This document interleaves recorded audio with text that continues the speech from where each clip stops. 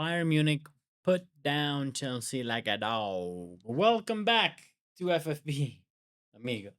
Sad amigos. Bayern put Chelsea in its place, man. Um, Rough 3-1 at the Allianz Arena. There are times where we looked sharp, like we were in the game, like we could have gotten in it. But in reality, looking back, looking at it now, overall, they really did the job. They really did the business. They brought out the pedigree. They brought out the experience, and Chelsea really couldn't do much in this game. Now, did I expect Chelsea to win this game? No. Did I believe Chelsea could win this game? Yes. That's why I've always been saying since the beginning of the season that Chelsea have a great shot at the Champions League, a better shot, not a great shot, but a better shot at the Champions League that they will at the Premier League. Because when you are a young and experienced team, but you're filled with young talents, you're kind of a wild card, and anything can happen. In a one-off game, I think we can beat almost anybody. We showed it with PSG over the summer, and in a knockout situation, it's a little bit easier. I think we'll struggle in the Premier League, and today we saw a little bit as to why. So it could have been a different game if we didn't concede early. So the first goal, Trevor Chalobah. And people want to get all over Trevor Chalobah about this one, but I love that guy and I want to love him forever. Um, a really powerful low cross comes into the box, and that's already a problem. You allow that kind of cross to come in, and anybody touches that, and it's going in for a goal. So there's always that risk. And in this case, I don't want to beat him up too much about it because right before it's like again, it's very balls coming in fast, powerful, and low, and a split second, like 2 feet ahead of him or 2 meters ahead of him, Tossin tries to kick the ball and sort of misses. And that just, that split little movement throws off Trev and puts the ball in the back of net. He didn't have a great game. Our defense didn't do well today. They weren't on it. Even on the goal that we're going to discuss later, we'll get on. So we got unfortunately to have an own goal early in the Allianz Arena against a renewed Bayern Munich. You guys go and please see the preview. We discussed it with the Stanford Sink. Shout out to Matt from the Stanford Sink. Please go check out his channel. He's a great creator. Um, that we started in with, unfortunately, with that early goal, and that threw us off a little bit. Then we tried the shift, and we gave away a penalty not 7 minutes later. Now, I want to speak about that penalty because you guys know that I'm a huge Moises Caicedo fan, a tremendous Moises Caicedo fan. He's my guy. He had a rough night tonight. And I think it's because the amount of that team was like split in two. It was like center backs and then attacking players. I'm exaggerating a little bit, but not too far off because you had a center back in midfield or somebody who could fill in as a center back, a DM. You had a old school defender in Kimmich in the back. They didn't even play Goretzka. I don't know if that was some sort of an injury type thing that he came in later in the game.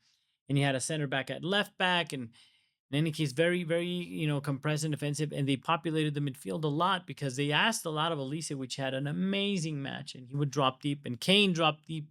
Sometimes you saw Palmer do the same in Chelsea, but he dropped deep almost into the sixth position and very heavily populated, which is smart. Which is smart if you're not going to play. Chelsea's weakness is playing a low block against them, but if you open up, they'll murder you if you give them too much space. But if you lock that transition space, you have a shot against them. So very mature, intelligent way of playing.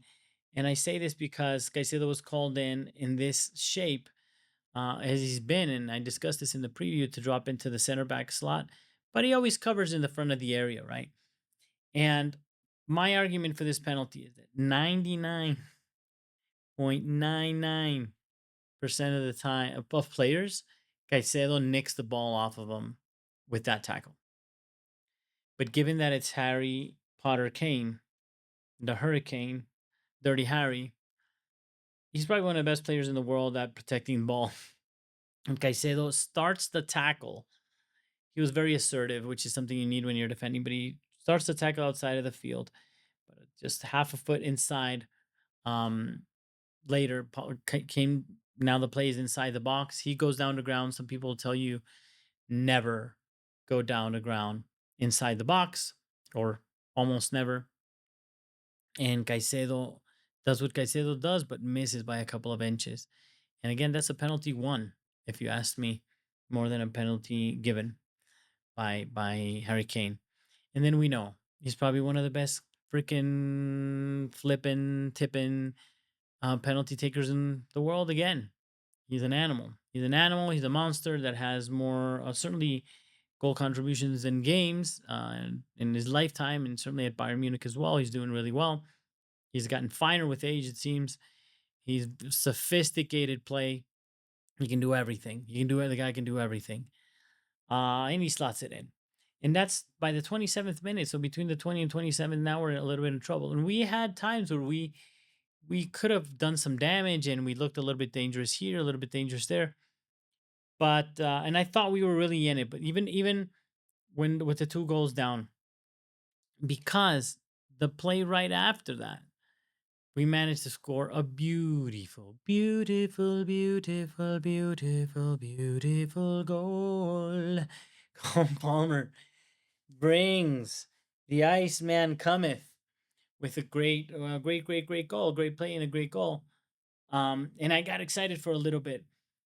But then towards the end of that half, in large periods of the second half, Bayern Munich just smothered us, man.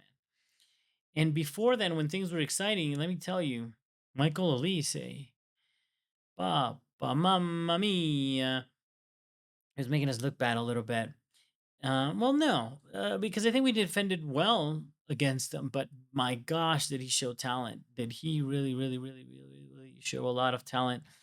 And they shifted positions and they did some really cool stuff. I saw Lucho Diaz on the right at times. And when you have that variable of your 9 dropping so deep with so agile, and we tried something similar at times, it seemed like our teams would mirror each other. They would invert and do their right back or left back in the middle, which is usually a DM, so that pans out really well. And their number 9 would drop deep, and we had Cole Palmer more, the one that sort of drops deep to try to pick up the ball. We did have Joe Pedro try it a couple of times. Another thing that I found interesting about Joe Pedro, we tried to find him in the air with long balls several times, and he lost almost all of them.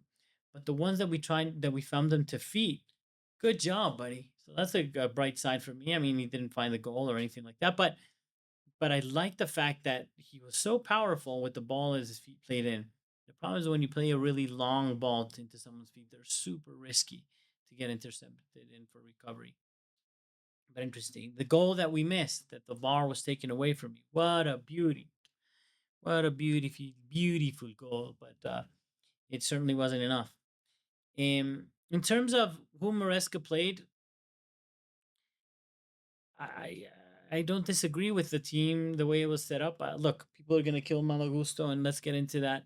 Might as well that third goal, um, playing out from the back. They fell asleep because yes, he has a really bad first touch, and that really cost us. But Chalobah seems to be sleeping on it a little bit. We just got like we fell asleep a little bit, and I feel bad for Malagusto because a lot was called upon him to do for this match, and he did do a lot of really good runs and stretch him a little bit, but I don't think he's going to live that one. And Sanchez publicly flogged the young man really bad. Sanchez was decent, actually did a couple of great saves. I think if those went in, it would have been rough. And look, Olise was sort of out there, but you saw Lucho Diaz. He Before the match, I said right behind him is where we have to play. That's where Stanisic or whatever his name was, at their left back, not a left back. And behind Luis Diaz, we were going to have potentially find some joy because that's where we have Palmer. Although that should have been Estevao. If it's not illness, to me, this is a mistake. Not playing Estevao from the get. Um, we He was very disciplined. Luis Diaz was very disciplined. He didn't play that much of an exciting game, but he was tactically obedient. And I think that's what I saw across the game. And the maturity of these players is something that Chelsea lack. To moments of the game, they stifled us.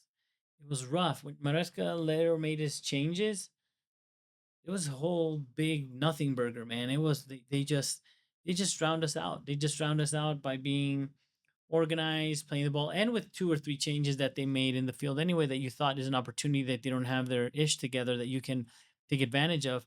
No, they were solid. Um, Pretty enviable how they saw out that game, how they saw out the passages that were tough. They dealt with us really well, and they just put us down. Business handled. Thank you very much. Wham bam. Thank you, ma'am. Youngsters go home. Youngest team in Europe against a very experienced, powerful team, and it was shown. That's not to say I think Chelsea has no shot at anything or they're terrible. No, I stand by what I said in the preview. I made a preview. I'm not, I was going to say go watch the preview, but what's the point at this stage? But I did it with the Stanford Sink. Matt, huge shout out to you. That absolutely that in that preview I was saying that Chelsea could beat any team in the world at any given time, but we're not stable. We're not regular. We struggle with two or three sides of the game. Our defense was always going to be an issue. In this game, we shaky. We look shaky against Brentford. Set pieces scare me. Transitions were tough even when we had Colwill, so even worse now.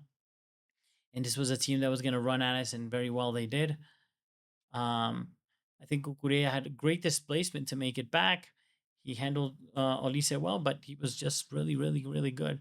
And I think Kane and Olise are sort of the stars of this offensively in the show. And I think Palmer had a world class game. He disappeared here or there, but on average, he did really well. If Chelsea as a unit would have done better, we had a shot. We haven't given away those goals. Like I said, they could have beaten this team. They could beat any team on a given night, but that's why I don't have many hopes for them on the Premier League. It's very difficult to have sustained performance with youngsters and still the system and all these things. Although I don't know how long these excuses are valid for, but I think they happen to be true. But I'm excited. Now we have to look forward to playing Manchester United. Manchester United on the weekend. Here we come. We need to destroy Manchester United. By the way, we played in Garnacho. I had zero hopes. When he touched the ball, I had zero hopes. I'm not trying to be negative. I'm just saying I didn't get the vibes. Um, I wonder if he's going to play. I think that left side has become an issue and having so tragic. I was thinking about this. I know Raheem Sterling sent out this little crying meme of him all by his lonesome training at night or whatever the hell. I'll have to look into it too. But that we have a guy like that that is just too far gone to play. I'll one day we'll hear that story and see what that's really about because yes, he's not the Raheem Sterling of old, but maybe should be better than Gittins and Garnacho to be honest. And it's too bad that we're paying that salary and we don't have that skill. But against Manchester United, I think Garnacho might be the one, the ex player, call in to do it. They already hate him. It's going to be very powerful and beautiful. I think we can win that game when we have a chance to put these guys, Chelsea, put them in their place and sink them and put Ruben Amorim out of his misery, getting another 3 points there. So excited to do that. More than likely, I'll be doing a live. And we'll continue with the Champions League, amigos. So thank you so much for joining. As always, Chelsea fans and Chelsea players, keep the faith and come on, you blue.